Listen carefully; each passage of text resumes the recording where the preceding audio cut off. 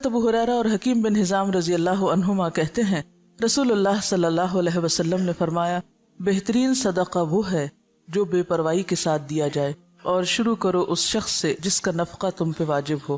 رواہ البخاری، اسے بخاری نے روایت کیا، اور رواہ مسلم، اور اسے مسلم نے روایت کیا۔ یعنی جب تم صدقہ کرو تو سب کچھ نہ دے ڈالو بلکہ اپنے لیے بھی کچھ باقی رکھو۔ اور دوسرا معنی جیسے کہ یہاں ہوا ہے کہ جو بے پرواہی کے ساتھ دیا جائے، یعنی انسان جب دے تو پھر نیکی کر دریا میں ڈال، بھول جاؤ۔ ایسا نہیں کہ تم دینے کے بعد پیچھا کرنا شروع کر دو، لینے والے پر احسان جتاؤ یا اس کو اذیت دو۔ اور اسی طرح ابتدا اس سے کرو جو تمہارا قریبی ہو، یعنی جن کی کفالت تم پہ فرض ہے، اپنے بیوی بچوں سے، اپنے گھر والوں سے، اپنے رشتہ داروں سے۔ اب یہاں پر بہترین صدقہ نمبر 1 اس شخص کا صدقہ جو دل کے اطمینان کے ساتھ خرچ کرے، دے کے بھول جائے، لینے والے کو دکھ نہ دے۔ اس کو کیوں بہترین صدقہ قرار دیا گیا؟ اس کو اچھا صدقہ کیوں کہا گیا کہ یہ اچھا صدقہ ہے؟ بہترین صدقہ وہ ہے کہ جب آپ دیں تو دینے کے بعد آپ خود محتاج نہ ہو جائیں۔ قرآن پاک میں اس کے بارے میں ایک آیت آتی ہے وَلَا تَجْعَلْ يَدَكَ مَغْلُولَةً إِلَىٰ عُنُقِكَ وَلَا تَبْسُطْهَا كُلَّ الْبَسْطِ فَتَقْعُدَ مَلُومًا مَحْسُورًا۔ اسے روکا گیا ہے، سب کچھ دے ڈالنے سے روکا گیا ہے۔ کیوں؟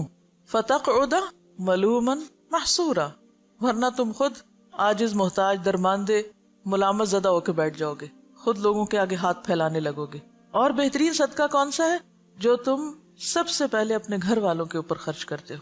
اب گھر والوں پہ خرچ کرنا فرض ہے، تو فرض کی ادائیگی پر اجر بھی زیادہ ہے۔ جب آپ باہر دینے لگے تو پہلے دیکھ لیں کہ گھر والوں کے پاس ہے یا نہیں۔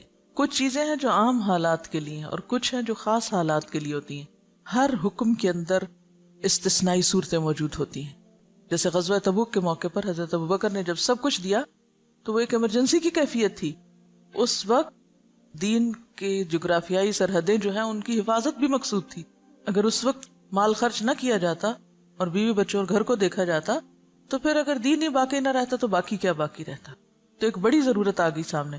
اور بعض اوقات میں بھی بھوکا، دوسرا بھی بھوکا، لیکن دوسرے کی بھوک میری بھوک سے زیادہ ہے، دو ضرورتیں سامنے آ گئی، تو پھر کیا دیکھا جائے گا؟ کس کی ضرورت زیادہ ہے؟ تو وہاں خرچ کیا جائے گا۔ حضرت ابو مسعود رضی اللہ عنہ کہتے ہیں رسول اللہ صلی اللہ علیہ وسلم نے فرمایا کہ مسلمان جب اپنے اہل و عیال پہ خرچ کرتا ہے اور اس سے ثواب کی توقع رکھتا ہے تو یہ بھی اس کے لیے صدقہ ہی شمار ہوتا ہے۔ کتنی خوبصورت بات، کتنا خوبصورت ہے یہ دین۔ آپ اپنے فرائض ادا کریں لیکن احسان جتا کے نہیں۔ اپنے گھر والوں کو دے رہے ہیں لیکن ان پہ بھی احسان نہیں۔ بہت سے والدین کو دیکھا گیا کہ وہ بچوں کی تعلیم پہ اگر خرچ کرتے ہیں تو جینا حرام کر دیتے ہیں ان کا، تم پہ اتنا اتنا اتنا خرچ کر چکے ہیں۔ ایون اپنی اولاد کے ساتھ یا بیوی کے ساتھ بھی احسان کریں تو جتانا نہیں چاہیے۔ اور دوسری بات یہ ہے کہ اگر بچوں پر بھی آپ خرچ کرتے ہیں، اور خاص طور پر اگر ماں خرچ کرتی، کیونکہ باپ پر تو فرض ہے ہی، اس کو تو فرض ادا کرنے کا اجر ملے گا، لیکن اگر ماں محنت کر کے بچوں کو پال رہی ہے تو اس کے لیے دگنا اجر ہے، صدقے کا بھی اور قرابت داری کے حق کا بھی۔ اصل چیز کیا ہے پھر اجر کے اضافے میں؟ اصل بنیاد کس چیز کی ہے؟ نیت کی۔ آپ کوئی کام کیوں کر رہے ہیں؟ حضرت ابو ہریرہ کہتے ہیں کہ رسول اللہ صلی اللہ علیہ وسلم نے فرمایا کہ 1 دینار وہ ہے جو تو خدا کی راہ میں خرچ کرے، 1 دینار وہ ہے جس کو تو غلام آزاد کرنے میں خرچ کرے، 1 دینار وہ ہے جس کو تو مسکین پر صدقہ کرے، 1 دینار وہ ہے جس کو تو اپنے اہل پر خرچ کرے۔ ان سب میں اپنے اعتبار سے سب سے بڑا دینار وہ ہے جس کو تو اپنے گھر والوں پہ خرچ کرے۔ آپ سب کو ایک وعدہ کرنا ہوگا مجھ سے، سب بیٹوں والی مائیں اپنے بیٹوں کو یہ حدیث لفظ لفظ پڑھائیں گی۔ سب ساسیں جو اس وقت ساس بن چکی ہیں خاص طور پر بیٹوں کو یہ حدیث سنائیں گی۔ یہ قرض ہے آپ پر۔ آپ کو پتہ ہے بہت سے جھگڑے کہاں سے شروع ہوتے ہیں؟ کہاں سے شروع ہوتے ہیں؟ جب مرد حضرات اپنی ذمہ داری نہیں پوری کرتے۔ کیوں نہیں کرتے؟ اس کے کئی اسباب ہو سکتے ہیں۔ اس میں ایک سبب یہ ہوتا ہے کہ بیٹا کرنا چاہتا ہے، ماں نہیں کرنے دیتی، کہتے سب کچھ بیوی کو ہی دے ڈالو گی، سب کچھ بچوں پہ خرچ کر ڈالو گی۔ ٹھیک ہے، اس میں اعتدال چاہیے، سب کچھ بچوں اور بیوی کے لیے نہیں، لیکن ان کی ذمہ داری پوری کرنا۔ اگر مائیں یہ تعلیم اپنے بچوں کو دیں گی اور بچے آگے اپنی بیویوں کا اور بچوں کا خیال کریں گے، ان کا دھیان رکھیں گے، تو اس سے فائدہ کیا ہوگا؟ گھر میں خوشی ہوگی، گھر میں سکون ہوگا، تو آپ سب کام اچھے سے کر سکیں گے۔ اور دوسری بات یہ ہے کہ جب اپنے گھر والوں کو چھوڑ کے دوسروں کو دیا جاتا ہے، اس سے کیا ہوتا ہے نقصان؟ جو لے کے جاتے ہیں ان کے لیے دلوں میں نفرت اور عداوت پیدا ہوتی۔ مائیں یہ تو بیٹوں کو ضرور سکھاتی، دیکھو بہن ہے تمہاری، اس کو بھی دینا ہے، یہ بھانجے ہیں، یہ بھتیجے ہیں، یہ فلاں ہے، یہ فلاں ہے، سب کو دینا۔ نہیں سکھاتے تو کیا نہیں سکھاتے؟ بیوی کو بھی دینا۔ بیوی کا اگر وہ شوہر دل جیتیں گے تو کس کو فائدہ ہوگا؟ بالکل مدر ان لا کو ہی فائدہ ہوگا۔ لیکن اس کا یہ مطلب نہیں کہ بیویاں پھر واحد وارث بننا چاہیں سارے مال کی۔ دیکھیے مرد حضرات عام طور پر ان معاملات میں بیوی پہ بہت انحصار کرتے ہیں، وہ کہتے ہیں جدھر تم چاہو دے دو۔ اکثریت کو میں نے یہ دیکھا ہے، جو چاہو کرو۔ اب عورت کے ہاتھ میں ایک چیز آ گئی، اب ایک اور آزمائش، ہر نعمت آزمائش۔ اب اس پہ کیا فرض عائد ہوتا ہے کہ وہ سارا کچھ چھپا کے اپنے پاس ہی نہ رکھ لے۔ پھر اگین جب بہو پہ بات آتی ہے تو بہو اور بیٹی کے یا نند بھاوج کے آپس میں تعلقات کیوں خراب ہوتے ہیں؟ مثلا شوہر نے کچھ دیا، بہن کو نہیں دکھانا، چھپانا ہے، ساس سے بھی چھپانا ہے، اس سے بھی چھپانا ہے، اس سے بھی چھپانا ہے۔ اس کے کوئی وجوہات ہو سکتے ہیں، لیکن ان مسائل کو کم کرنے کے لیے اصل جو چیز چاہیے وہ دلوں کا بڑا ہونا ہے۔ جو لے جاتا ہے لے جائے، میرا حصہ کوئی بھی نہیں لے جا سکتا، میں نے انشور کرایا ہوا ہے، کوئی نہیں لے جا سکتا میرا، جو میرے حصے میں وہ آئے گا۔ اور اگر اللہ ہی نے نہیں لکھا میرے حصے میں، کسی کو دینے کی توفیق نہیں ہوگی، چاہے میں ٹکرے مار کے مروں، نہیں مل سکتا، لکھا ہی نہیں میری قسمت میں۔ تو اس لیے ان معاملات میں تھوڑی بے پرواہی کی بھی ضرورت، تھوڑی نہیں بلکہ بہت، دلوں کی وسعت کی بھی ضرورت ہے۔ شوہر رازق نہیں ہوتے، رازق کون ہے؟ اللہ۔ اگر وہ ہمیں دینے کی بجائے ماں کو دے رہے ہیں، بہن بھائیوں کو دے رہے ہیں، باہر کہیں دے رہے ہیں، تو اس پہ بہت جلنے کوڑنے کی ضرورت نہیں۔ جو آپ کا وہ آ جائے گا، جو اللہ نے آپ کے لیے لکھا ہے وہ کہیں سے بھی آئے گا۔ تو جب تک ہم بھروسہ اللہ کی ذات پہ نہیں کریں گے نا تو بات نہیں بنے گی۔ یاد رکھیے کوئی بھی اصلاح ہو نہیں سکتی جب تک کہ دو طرفہ، دونوں طرف سے دل نہ بڑا کیا جائے، دونوں فرائض ادا کرنے میں نہ لگ جائے۔ اگر دونوں حقوق مانگنے میں لگ گئے تو مسئلہ خراب ہوگا۔ تو یہاں پر آپ دیکھیے کہ خیر کے کاموں میں خرچ کرنے کا بھی اجر بتایا گیا، لیکن اس کے ساتھ ساتھ اہل و عیال پہ خرچ کرنا بھی باعث اجر و ثواب ہے۔ اور ذمہ داری میں نے آپ پہ امانت ڈال دی ہے، بیٹوں کو یہ حدیث سنانی ضرور ہے اپنی زبان سے۔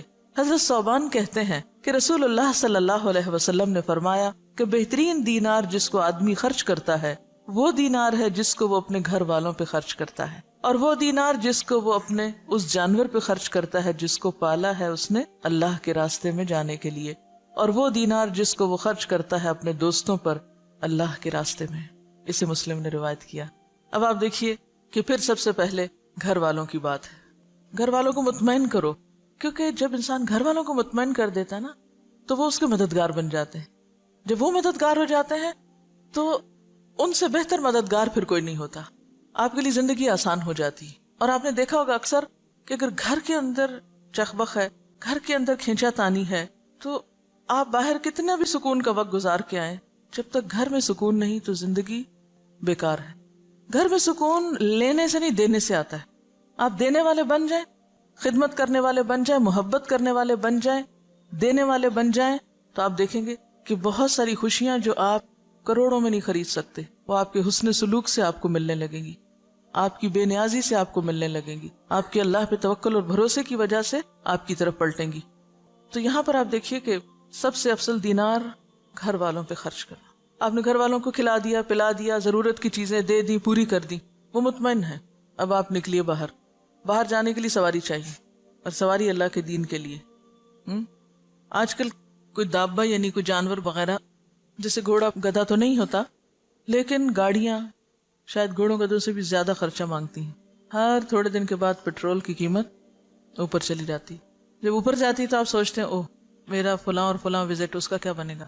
پہلا خیال یہ نہیں آتا گھر کے کاموں کا کیا، پہلا یہ آتا اوہ اب تو شاید میں پڑھنے نہ جا سکوں، اب تو شاید میں فلاں جگہ درس پہ نہ جا سکوں، پیٹرول بہت مہنگا ہو گیا۔ اب یہ جو آپ صدقہ باہر ادھر ادھر کرتے رہتے ہیں، وہ صدقہ اپنے ہی گاڑی میں کریں، یا گاڑی کی مرمت، آپ کو پتا ہے کہ گاڑی کی مرمت بھی پھر ہزاروں مانگتی ہے، اسی گاڑی پہ لگائیں۔ اگر آپ کو کسی اور کو دینے کی نہیں بھی فرصت ملی تو جو گاڑی آپ اللہ کے راستے میں استعمال کر رہے ہیں وہ پیٹرول کھائے یا موبائل یا پھر مرمت، سی این جی، واٹ ایور، وہ کیا ہے؟ فی سبیل اللہ، صدقہ ہے۔ گاڑی پر لگانا صدقہ ہے، اور اگر آپ صدقے کی نیت سے لگائیں گے کہ یا رب یہ سواری اللہ کے راستے میں مجھے دور دور لے جاتی ہے تو بہترین صدقہ ہے۔ اور پھر اور بھی اچھا اگر اس گاڑی پہ آپ کچھ اور لوگوں کو بھی سوار کر لیں یا کسی کو دے دیں استعمال کے لیے۔ وَدِينَارٌ يُنْفِقُهُ عَلَىٰ أَصْحَابِهِ فِي سَبِيلِ اللَّهِ، اب جب آپ اللہ کے راستے میں نکلتے ہیں تو اکیلے کہاں نکلیں گے؟ اکیلے تو نہیں نکل سکتے، ساتھ ہوں گے نا ساتھی۔ جب ساتھی ساتھ ہوں گے، کسی کو کھانا چاہیے، کسی کو سواری چاہیے، کسی کو کتاب چاہیے، کسی کو کچھ چاہیے، پہلے گھر والوں کو مطمئن کیا، پھر راستے کا انتظام کیا، پھر جہاں گئے وہاں جو آپ کے ساتھی ہیں ان کی ضروریات کا خیال رکھا۔ بہترین صدقہ۔ آپ کو حدیث یاد ہے جس میں آتا ہے کہ بندوں کی محبت اگر چاہیے تو کیا کرو؟ جو کچھ بندوں کے ہاتھ میں ہے اس سے بے نیاز ہو جاؤ، بندے تم سے محبت کرنے لگیں گے۔ اور جب تک تم بندوں کے ہاتھ کی چیز کے پیچھے پڑے رہو گے محبت نہیں ملے گی ان سے، اور ونس وہ محبت کرنے لگ جائیں تو پھر آپ دیکھیں ان سے آپ کچھ بھی کروا سکتے ہیں، پھر مشکل نہیں ہوگا۔ ہم گھر والوں سے کھینچا تانی جب رکھتے ہیں تو نتیجتاً نہ وہ ہماری مانتے نہ ہم ان کی مانتے ہیں۔ تو گھروں کی کشمکش دور کرنا ضروری ہے، اور اس کے لیے مال اہم کردار ادا کرتا ہے۔ جو دینے والے نہیں ان کو دے کر سکھائیں۔ بعض لوگوں کو دینا آتا ہی نہیں، سیکھا ہی نہیں، بچپن سے ہی بخل پہ ٹریننگ ہے۔ اور سب سے بڑی بات ہی نا کہ اگر ماں باپ صرف یہ چند حدیثیں بھی بچوں کو سکھا دیں، بچپن میں ہی ذہن میں ڈال دیں، تو آپ دیکھیں گے کہ بڑے ہو کر وہ دل اتنے تنگ نہیں رہیں گے۔ اور جو ماں باپ ہی یہ سکھائیں کہ نہیں بس جمع کرو، اکٹھے کرو، بچاؤ، کسی کو دینے کی ضرورت نہیں، پہلے اپنا آپ دیکھو، کیونکہ عموماً تو ٹریننگ اسی ڈھنگ پہ ہوتی ہے نا، تو پھر بڑے ہو کر عادت ہی نہیں ہوتی دینے کی، لہٰذا گھروں کے اندر ایک مسلسل جنگ کی کیفیت رہتی، رونا دھونا باقی رہتا ہے۔ عملی طور پر بچوں کے ہاتھ سے دلوانا شروع کریں، بہن بھائیوں کے دلوائیں، کیونکہ عام طور پر فقیر کو پھر بھی دے دیتے ہیں بچے، لیکن بہن بھائی کو چیز نہیں دیں گے، تو بہن بھائیوں میں شیئرنگ کی عادت ڈالیں، یہ چیز تمہارے لیے اور یہ چیز سب کے لیے۔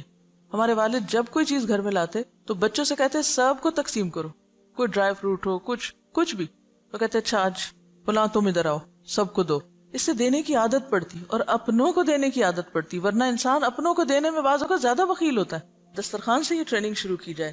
ہمارے والد ہمیں کہتے تھے کہ عید تمہیں رمضان میں مل جائے گی، کیونکہ رمضان میں ثواب زیادہ ہوتا ہے، تو میں تم لوگوں کو عید رمضان میں دینا چاہتا ہوں۔ ہمیں ہمیشہ عید ایک دن پہلے مل جاتی تھی، 2 دن پہلے۔ جب مل جاتی تھی تو پھر کہتے تھے اب تم اللہ کے راستے میں نہیں دو گے، پھر ہم ہی سے نکلواتے تھے۔ تو اس وقت تو دل بہت تھوڑا ہوتا تھا کہ یہ کیا مشکل ہے۔ تو یہ ہے کہ یعنی گھر میں کوئی ایسی چیز رکھ لیں جس میں ڈالتے جائیں بچے، کوائنز ڈالنے کا، کوئی برتن، کوئی پاٹ، کوئی یعنی اینی تھنگ، اور پھر جب وہ بھر جائے تو پھر جا کے خود اپنے ہاتھ سے خرچ کریں، یعنی اللہ کے راستے میں دیں، جہاں بھی دلوانا ہو آپ۔